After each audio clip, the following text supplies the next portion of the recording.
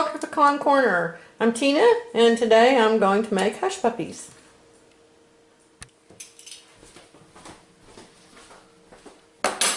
Hello. All right, we're gonna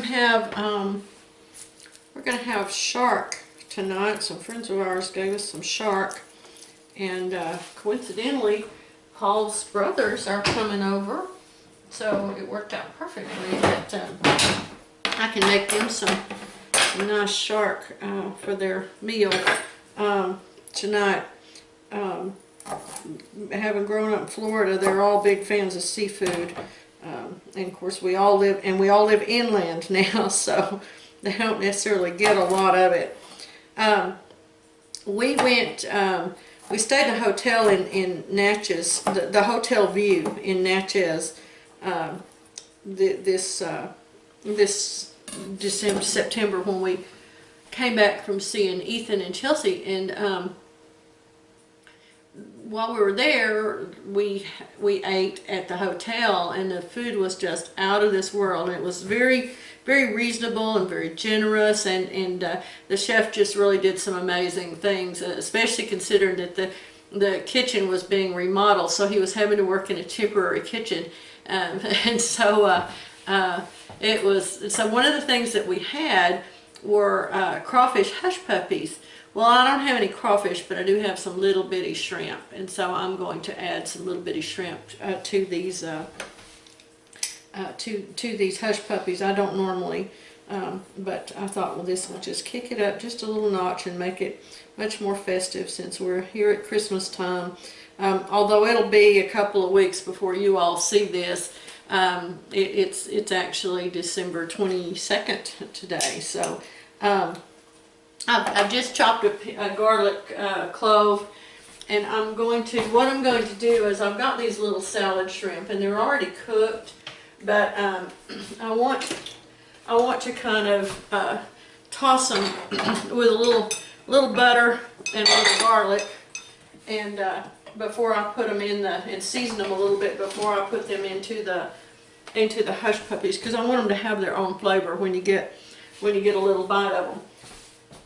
So there's some butter. I got a couple of tablespoons of butter, and I'm gonna squeeze my garlic just right into that.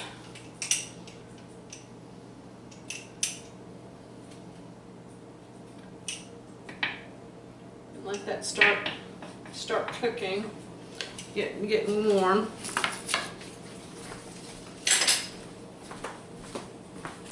I've thawed and rinsed the little shrimp, and now I'm going to toss them in the skillet. I've got the butter melted, and I went through and kind of picked out any that had long veins still in them, and tried to pull those out, and you'll catch me still doing that while I'm at it here. I don't like those little veins.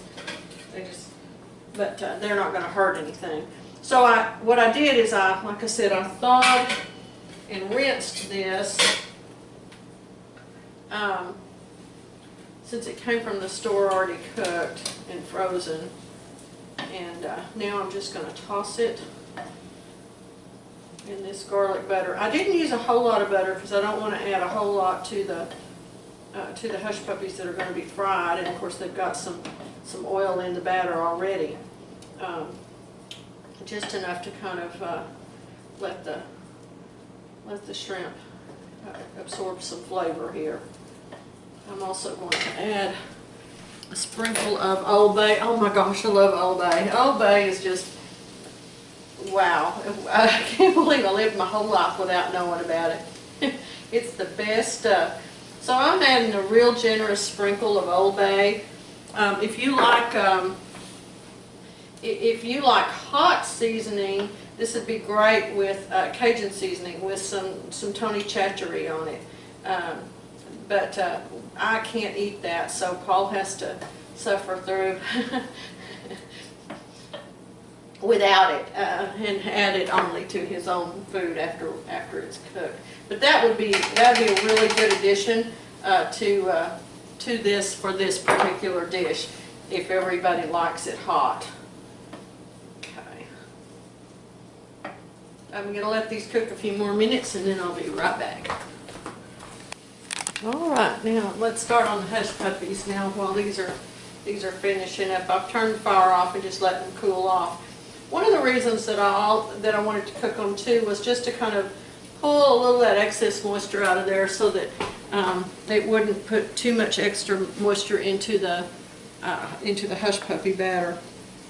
My recipe that I'm starting with, I'm going to change it just a little dab, but is from the Southern Heritage cookbook series. This is the Sea and Stream cookbook, but Southern Living magazine back in the 80s did this series of cookbooks called Southern Heritage, and wow, they're good. They read like an old cookbook with lots of great old recipes in them, and they're all tasty and they're all authentic. So I kind of watch for these at book sales and pick them up. There's one for vegetables, there's one for meats, there's one for game. So they're really good to have. All right, I'm going to do here we go. 1 2/3 cup cornmeal.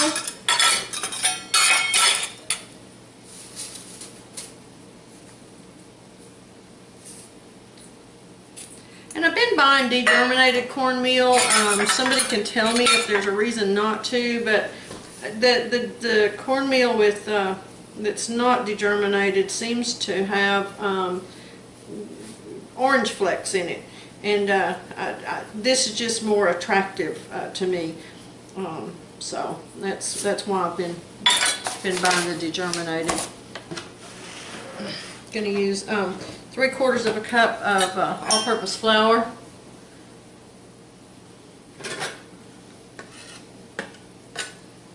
There's a half. There's a 1/4. All right. Tablespoon. Oops, where'd my baking powder go? Tablespoon of baking powder. And you can buy Rumford brand is aluminum-free baking powder if you don't want the. We don't care, but if you want to avoid the baking powder, the aluminum in things, Rumford brand is a good one to use. I use it in a lot of foods that I make for the farmers market, so that that I can say that to people that are concerned about their aluminum intake. Tablespoon baking powder.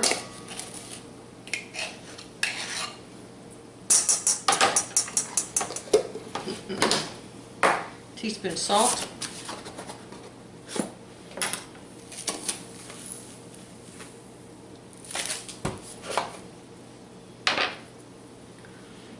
Half teaspoon of pepper, and I'm just going to do a little grind is what I'm going to do.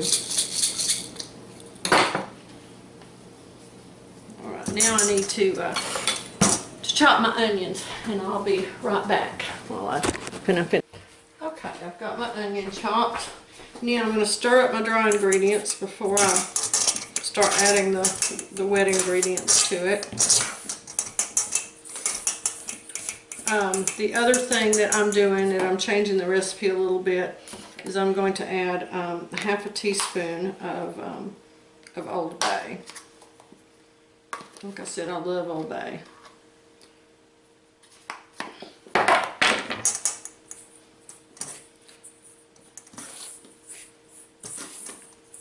You could probably even, you know what, I think I'll even add just another. I think I'll make that a teaspoon of Old Bay. There we go. Give it lots of flavor.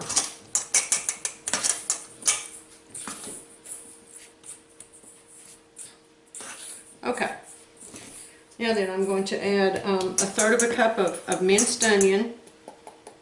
You want that chopped pretty fine so that it'll cook as the hush puppies cook.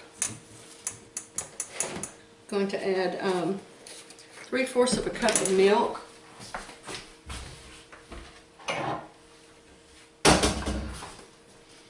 I found this perfect size Anchor Hocking measuring cup at a sale, and it's made in USA. But but the only measurements that I can read on it are in liters and milliliters. So it says cooking use only, so I don't quite understand why they didn't put cups on there. But anyway, so I went there and measured and marked with a Sharpie my cup measurements on there so that I can use it. So, alright, there's our 3/4 of a cup of milk. I want 1/4 of a cup of vegetable oil.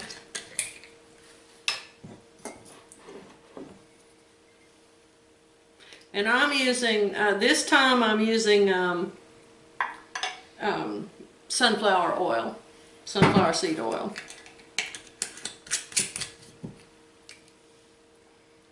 It's a pretty safe vegetable oil to use if you want a liquid oil, but you don't really, need to use your olive oils. It's a nice, clean, lightly flavored oil. All right, 2 eggs. I always crack my yard eggs into a bowl, just to be sure.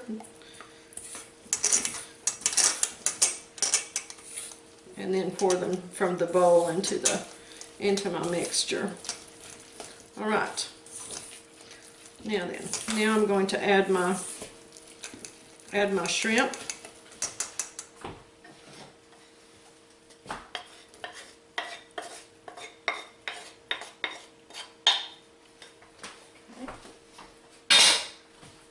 Mix it in here. It's cooled off pretty good. I know it's still steaming slightly, but it's mostly cooled off.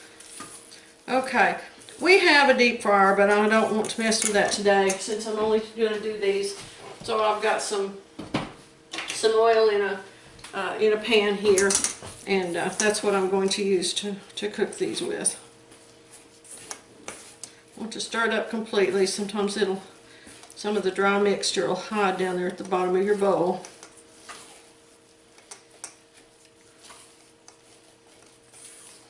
Now then, while my oil is heating, there we go.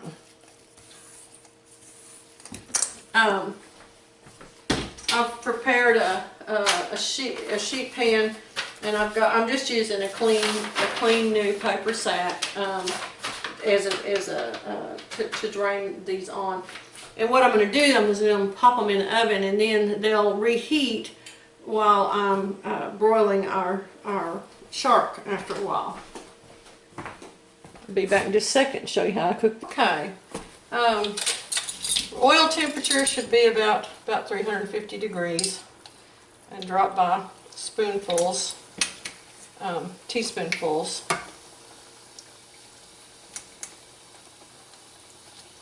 You don't want them very large. Little small ones, just a few at a time.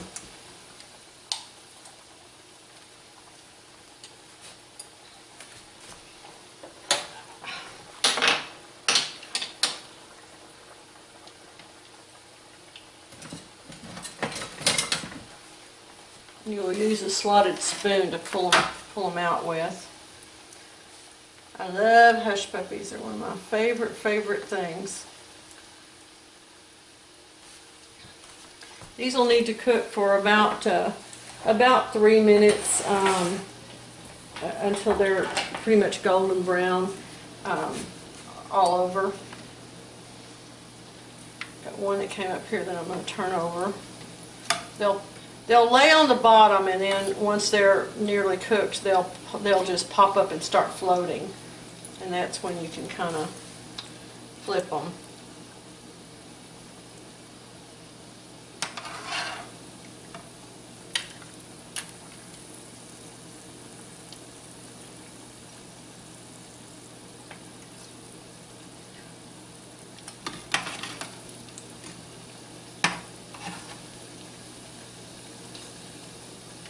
Let it go just a little bit longer. You want to, you can serve them immediately. They're going to be best done that way. And in this case, I wanted to film everything that I'm doing today, so I'm kind of making things in a progression. Otherwise, I tend to get confused, and you get stuff like you got with our Thanksgiving meal, where right smack in the middle of it is how to make the rolls. so I'm going to try to complete each one separately, make it a little easier on us when we get around to doing our editing. Okay, as you can see, when they come out, they're real pretty, golden brown, nice and fluffy.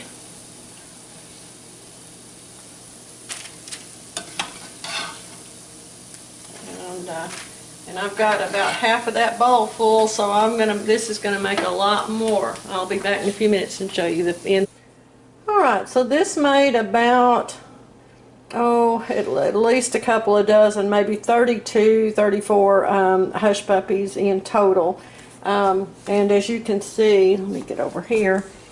It makes a real light, fluffy hush puppy, real light and airy, and very crisp on the outside and tender on the inside. And Paul just polished off 2 of them and said they're some of the best he's ever eaten, so which made me really happy. So these are really good. I'm going to make the shark that I'm making. I'm going to make a horseradish sauce to go with it instead of tartar sauce. And because shark is so meaty, it's almost more like pork or something than it is like fish. And that horseradish sauce is going to be a great dipping sauce for these shrimp hush puppies too. So check in for my other video on the shark with horseradish sauce. All right, thanks a bunch. I hope you'll like it, and if you do, I hope you'll give us a thumbs up and please subscribe. Thanks a bunch.